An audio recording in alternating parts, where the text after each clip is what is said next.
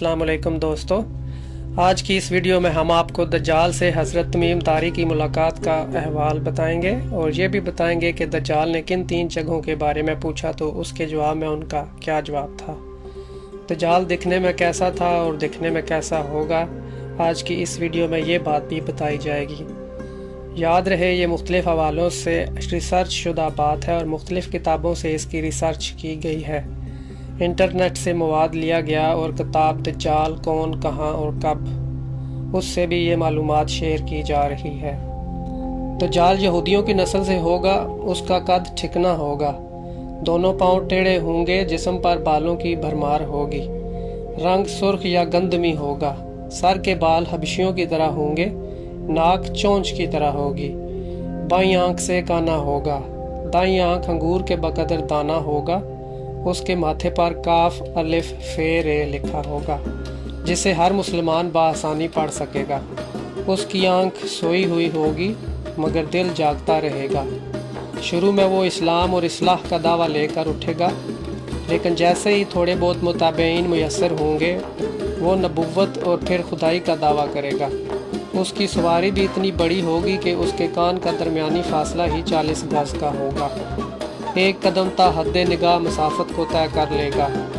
दज्जाल पक्का झूठा और आला दर्जे का शोबदेबाज होगा।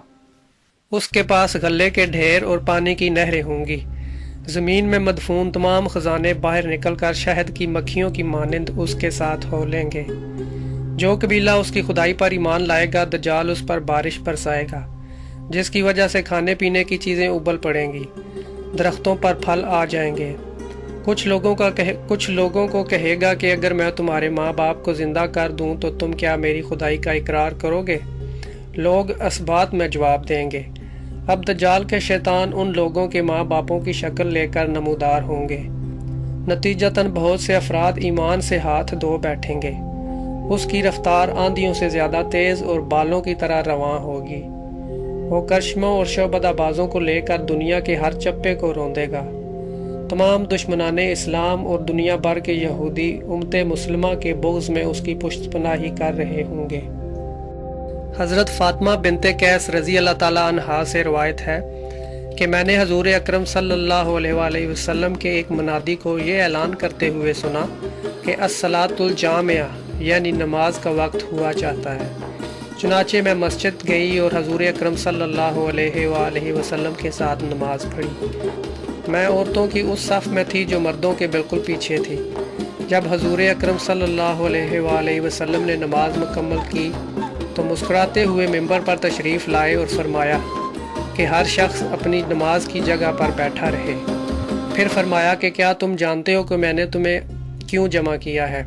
सहाबा ने अर्ज़ किया, अल्लाह और उसके रसूल बेहतर जानते हैं। आप सल्लल्लाहु अलैहि वसल्लम ने फरमाया, अल्लाह की कसम, मैंने तुम्हें किसी बात की तरगीब या डराने के लिए नहीं जमा किया, मैंने तुम्हें इसलिए जमा किया है कि तुम्हें ये वाक़या सुनाऊं। तमीम दारी एक नसरानी शख्स थे। वो मेरे पास आए, इस्लाम पर बैत की और मुसलमान हो गए और मुझे एक बात बताई जो इस खबर के मुतल्लिक है जो मैं तुम्हें पहले ही दज्जाल के बारे में बता चुका हूँ। चुनांचे उन्होंने मुझे खबर दी है कि वो बन्नू लखम और बन्नू जज़ाम के 30 आदमियों के हमरा एक बहरी जहाज़ में सवार हुए। उन्हें 1 महीने तक समुंदर की मौजें धकेलती रहीं, यानी समुद्री तूफान। फिर वो समंदर में एक जजीरे तक पहुँचे, यहाँ तक कि सूरज गुरूब हो गया और वो छोटी छोटी कश्तियों पर बैठकर वो एक जजीरे के अंदर पहुँचे तो उन्हें वहाँ एक अजीब सी मखलूक मिली जो मोटे और घने बालों वाली थी। बालों की कसरत की वजह से उसके अगले और पिछले हिस्से को वो नहीं पहचान सके। तो उन्होंने कहा कि तू हलाक हो, तू कौन है? उसने कहा, मैं जस्सासा हूँ। हमने कहा कि जस्सासा क्या है? उसने कहा कि तुम लोग गिरजे में उस शख्स के पास चलो जो तुम्हारी खबर के बारे में बहुत बेचैन है। जब उसने हमारा नाम लिया तो हम घबरा गए कि कहीं वो शख्स शैतान ना हो। हम लोग जल्दी जल्दी गिरजे तक पहुँचे। वहाँ अंदर एक बहुत बड़ा इंसान देखा। ऐसा खौफनाक इंसान हमारी नज़रों से पहले कभी नहीं गुजरा था। वो बहुत मजबूत बंधा हुआ था। उसके हाथ कंधों तक और घुटने टखनों तक लोहे की जंजीरों में बंधे हुए थे। हमने कहा, तू हलाक हो, तू कौन है? उसने कहा, जब तुमने मुझे पा लिया और तुम्हें मालूम हो गया तो तुम मुझे बताओ कि तुम लोग कौन हो। ہم نے کہا ہم عرب کے لوگ ہیں۔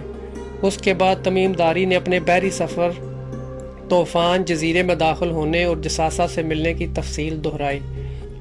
اس نے پوچھا ویسان کی کھجوروں کے درختوں پر پھل آتے ہیں؟ ہم نے کہا ہاں۔ اس نے کہا وہ زمانہ قریب ہے جب ان درختوں پر پھل نہیں آئیں گے۔ پھر اس نے پوچھا بحیرہ تبریہ میں پانی ہے یا نہیں؟ ہم نے کہا ہاں، اس میں بہت پانی ہے۔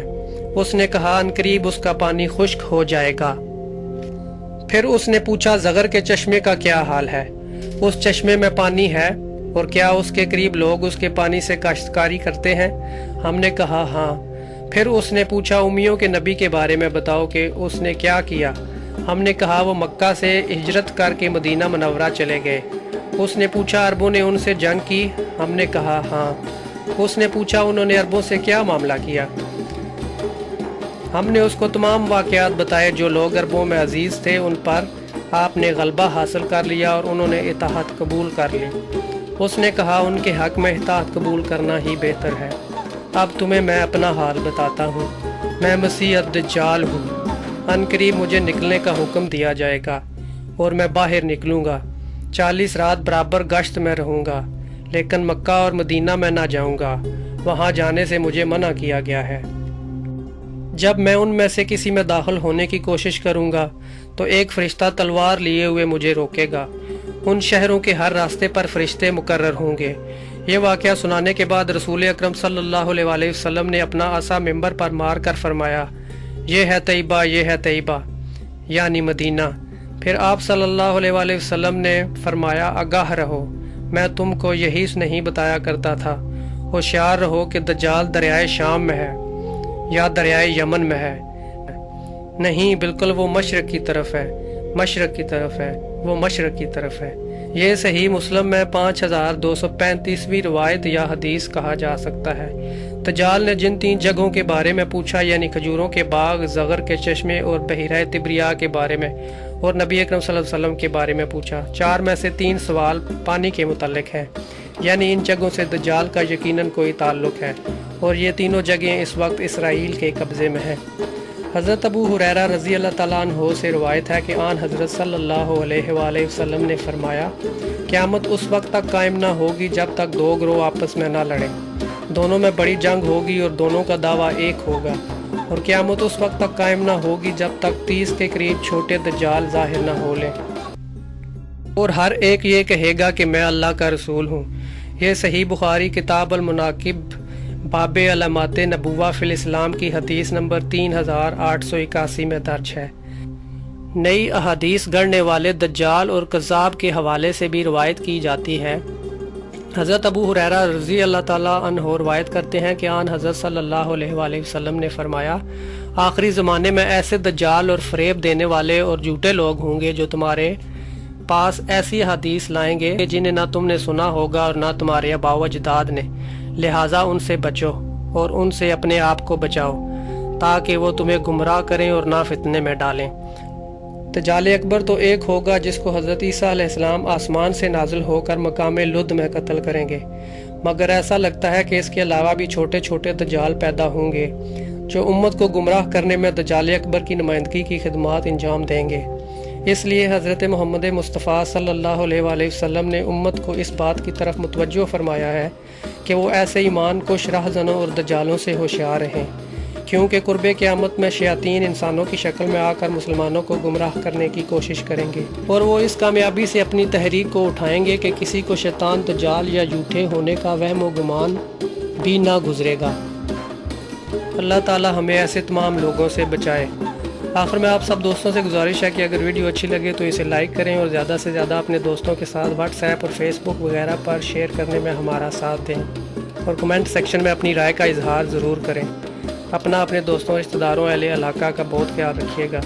اللہ سبحانہ و تعالی آپ سب کا حامی و ناصر ہو۔